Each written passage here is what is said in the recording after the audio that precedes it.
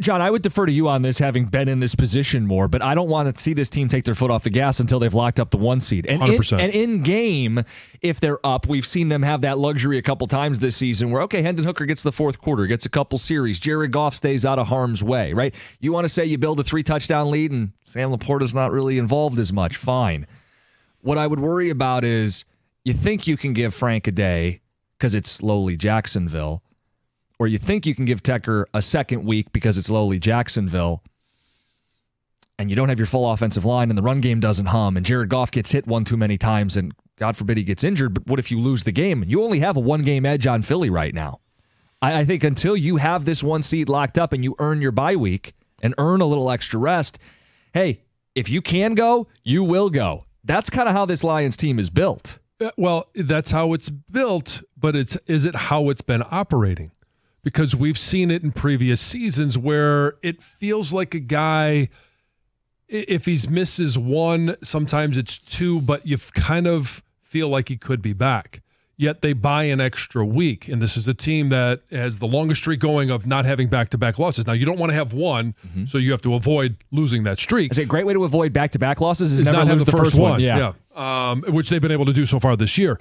But I am curious as to, have we seen this very much under the radar, been how Dan Campbell and his coaching staff have been operating throughout their time in Detroit? So the examples would be Frank Ragnow over the last couple seasons, strategic rest. Yeah. You could even say Jonah Jackson last year. Sure. The way they run the football is a little bit of load management. Gibbs and Montgomery taking the load off of each other's plate by splitting the workload.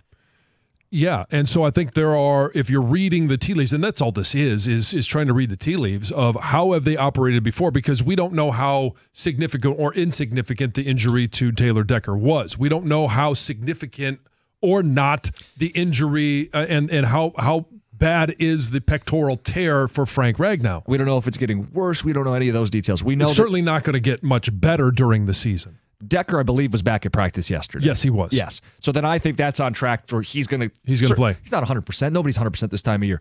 I expect that Decker would play. I expect that Ragnow would play. I expect you want all of them up there because you don't want anything to happen to Jared Goff, and you want to run the ball, and you want to take care of business, and you want to deliver another win because each win's going to put them closer to clinching the ultimate rest for the entire team. Congrats. None of you have to play week 1 of the playoffs. You have a bye week. Well, I also think that they handle this on an individual basis, and it is simply they're not looking at who the opponent is on Sunday because this is a regular season game. If it was a postseason game, I think that changes the entire equation.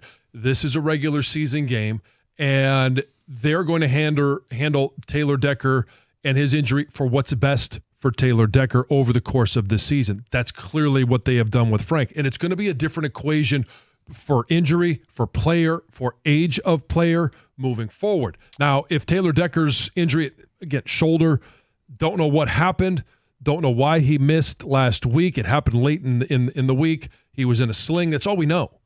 And he returned to practice. So if you return to practice, I think you're going to play. Sam Laporta didn't return to practice. Yeah, so is that the guy we're really talking about here? Should they rest versus rush? How should they handle Sam Laporta when you're 2 touchdown favorites at home? And how much does the opponent play a factor in that? Right. Because and I just, this is on the heels of me saying it's an individual deal and what's best for the player. You're playing Jacksonville, and here's the thing about Jacksonville. When you look at them, okay, yeah, they're a team right now that's 2-8. But before Tua got hurt, they lost at the Dolphins 20-17. That's a tough loss. Sure.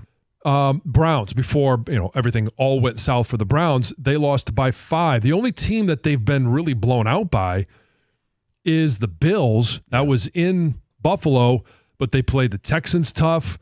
On the road, too. On the road. They played the Packers tough at home. They only lost by 3. The Eagles, as we just heard from Brian Baldinger 2 weeks ago, they lost by 5 and were in position to win that game. And that was in Philly, and they lost to the Vikings 12-7. So it's a team that continues to fight. Yeah, I think the stat I gave you was 6 of the 8 losses are by 1 score. So if you take them lightly, it's an NFL team. If you sit a couple key players, again, play the long game, you may lose the short game, which is the game on Sunday.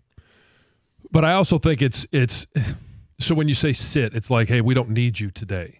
Well, that is part of the discussion, right? I mean, you said the opponent, how much does it play into it? That is a question of do we need you today? Do we need you today? But it's how much do we need you today versus how much we need you in week 16? How much do we need you today versus how much do we need you to be a much better version of yourself in the NFC Championship game?